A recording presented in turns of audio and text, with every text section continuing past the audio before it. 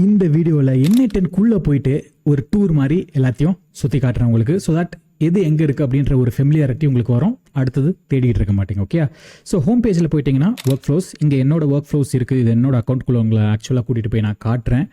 And நீங்கள் இது காலியாக இருக்கும், நீங்கள் பில்ட் பண்ண வந்துடும். ஸோ இங்கே தான் உங்களோட எல்லா ஒர்க் ஃப்ளோஸும் லிஸ்ட்டாக இருக்கும். ஒர்க் ஃப்ளோஸ்ன்றது automations, okay, individual automation.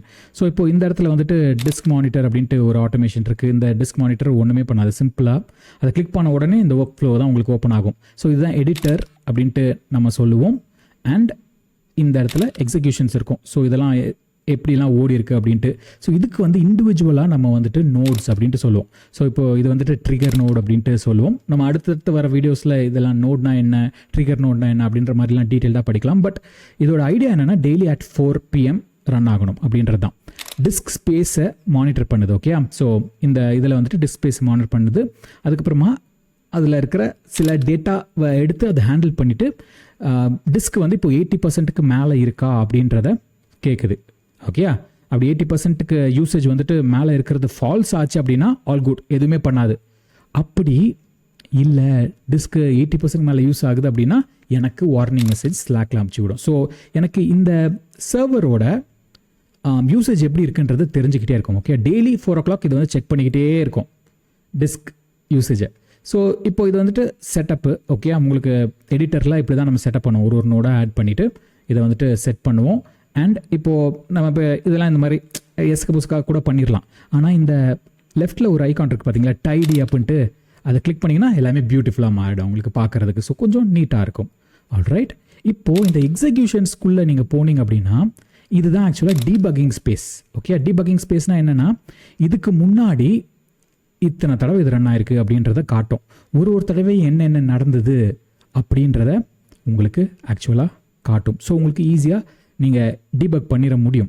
Okay, so இப்போது இந்த ரன் கடைசியாக நடந்த ரனில் என்ன டேட்டா இருக்குன்றதை நம்மளால் பார்த்துக்க முடியும். ஓகே, இப்போ இதை கிளிக் பண்ணோம் அப்படின்னா இதுதான் வந்துட்டு அந்த நோடோட கண்ட்ரோல் செக்ஷன், அந்த நோடோட கண்ட்ரோல் பண்ணுற இடம். ஸோ இந்த இடத்துல இதுதான் இன்புட் டேட்டா, இதுதான் அந்த நோடோட செட்டிங்ஸு. அதுக்கப்புறம் இது அந்த நோடு என்ன அவுட்புட்டை தருதோ அது. ஓகே, அந்த மாதிரி ஒரு நோடுக்கும் நீங்கள் வந்து பார்க்கலாம். ஸோ இப்போது இதில் வந்துட்டு போய் பார்த்தீங்கன்னா ஒரு கோட் பிளாக் நான் ஓப்பன் பண்ணலையா, அந்த நோடுக்கு இதுதான் வந்துட்டு இன்புட்டாக வருது.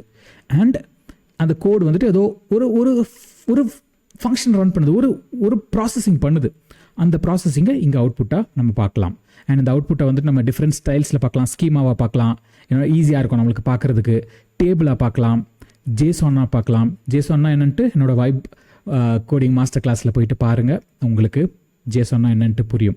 ஸோ டேட்டாவை வந்துட்டு நம்ம பார்க்குறதுக்கு ஒரு ஸ்டைல். ஓகே, ஸோ இப்போது இந்த நோட்ஸோட விஷயங்கள் எல்லாத்தையும் நம்ம இதில் பார்த்துக்கலாம். இப்போ நம்ம காப்பி டு எடிட்டர்னு கொடுத்தோம்னு வச்சுக்கோங்களேன், இந்த டேட்டா அப்படியே எடிட்டருக்குள்ளே போய்டும். நம்ம அங்கே ஈஸியாக எடிட் பண்ணிக்க முடியும். இப்போது டேட்டா ஃபில் ஆகிடுச்சா, இப்போ நம்ம என்ன பண்ணிடலான்னா இந்த நோடை செலக்ட் பண்ணிவிட்டு நமக்கு என்னென்ன நோடு வேணுமோ அந்த நோடு எல்லாத்தையும் செலக்ட் பண்ணிவிட்டு, ஓகே, இப்போது சரி நான் இது ரெண்டையும் செலக்ட் பண்ணுறேன். செலக்ட் பண்ணிவிட்டு உங்கள் கீபோர்டில் பி அப்படின்ட்டு ப்ரெஸ் பண்ணிங்கன்னு வச்சுக்கோங்களேன், பின் ஆகும். ஸோ இப்போது பின் ப்ரெஸ் பண்ணிங்கன்னா திருப்பி போயிடும், திருப்பி பின் ப்ரெஸ் பண்ணிங்கன்னா பின் ஆகிடும். ஓகே, இந்த பின்னுன்னா என்ன அர்த்தம்னா இந்த டேட்டா ஃபார் எவர் அப்படி தான் இருக்கும். நம்ம இந்த எக்ஸிக்யூட் ஒர்க் ஃப்ளோவை எத்தனை தடவை ரன் பண்ணாலும் சரி இந்த டேட்டா மாறவே மாறாது. திருப்பி ரன் ஆகாது. ஸோ நம்மளுக்கு ஈஸியாக டீபக் பண்ண முடியும். இப்போ நீங்கள் பெரிய ஒர்க் ஃப்ளோஸ்லாம் பண்ணிங்கன்னு வச்சுக்கோங்களேன், ஏதாவது ஒரு பெரிய ஆப்ரேஷனை பண்ணுவீங்க. ஸோ நீங்கள் ஏதாவது ஒன்று டெஸ்ட் பண்ணணும், இந்த இடத்துல இதோ ஒரு நோடில் டெஸ்ட் பண்ணணும்ன்ட்டு நீங்கள் நினச்சிட்டு இருந்திருப்பீங்க. ஆனால் அந்த பெரிய ஆப்ரேஷன்லாம் ஒரு தடவை முடிஞ்சு 5 நிமிஷம் 10 நிமிஷம் ஐயோ ஒரு தடவை நம்ம டெஸ்ட் பண்ணுறதுக்குள்ளே விடிஞ்சிரும். ஸோ அதுக்கு என்ன பண்ணலாம்னா சிம்பிளாக இந்த எடிட்டரில் இந்த மாதிரி என்ன நோட உங்களுக்கு ஒரு தடவை ரன் ஆனால் போதும். அதுக்கப்புறம் நம்ம எத்தனை தடவை இந்த எக்ஸிக்யூட் ஒர்க் ஃப்ளோ ரன் பண்ணாலும் சரி, மீதி தான் ரன் பண்ணணும், எனக்கு இது ரன் பண்ணக்கூடாது அப்படின்னா அதை பின் பண்ணிக்கலாம். ஸோ பின் பண்ணிட்டீங்கன்னா ஒரு தடவை அது ரன் ஆகி அதை விட்டுரும். ஸோ திருப்பி இந்த பின்னிலேருந்து இது மட்டும் தான் ரன் ஆகும். ஸோ இப்போ எக்ஸிக்யூட் ஒர்க் ஃப்ளோ பார்த்தீங்கன்னா தெரியும் உங்களுக்கு, இது தான் ரன் ஆயிருக்கு, இது ரன் ஆகலை. ஸோ இந்த மாதிரி நம்ம எக்ஸிக்யூட் பண்ணி ஒரு தடவையும் நம்மளுக்கு என்னென்ன அவுட்புட் வருதோ அதை வந்துட்டு நம்ம டிபக் பண்ணிக்க முடியும். ஸோ பின் ரொம்ப யூஸ்ஃபுல் ஃபங்க்ஷன் நம்மளுக்கு எடிட் பண்ணுறதுக்கு, பில்ட் பண்ணுறதுக்கு. ஸோ நீங்கள் அடிக்கடி போயிட்டு திருப்பி அதை வந்துட்டு நோண்டிக்கிட்டு பண்ணிகிட்ருக்கிற தேவையில்லை. ரொம்ப முக்கியமான விஷயம். ஓகே, ஸோ இப்போது இந்த மாதிரி நோட்ஸ் நம்ம ஆட் பண்ணிட்டோம். ஓகே, இப்போ ஸ்லாக்ன்றது ஒரு நோடு, உங்களுக்கு அது தெரியும். ஸோ இப்போது ஸ்லாக்கை வந்துட்டு நாம் கனெக்ட் பண்ணணும் அப்படின்னா சில க்ரிடென்ஷியல்ஸை ஆட் பண்ணணும். ஓகே, அப்போது ஸ்லாக்கு, ஜிமெயிலு, இந்த மாதிரி ஏகப்பட்ட விஷயங்களை நம்மளோட ஆட் பண்ணணும் அப்படின்னா, நம்மளோட ஆட்டோமேஷன்ஸோட ஆட் பண்ணணும் அப்படின்னா க்ரிடென்ஷியல்ஸ் யூஸ் பண்ணுவோம்.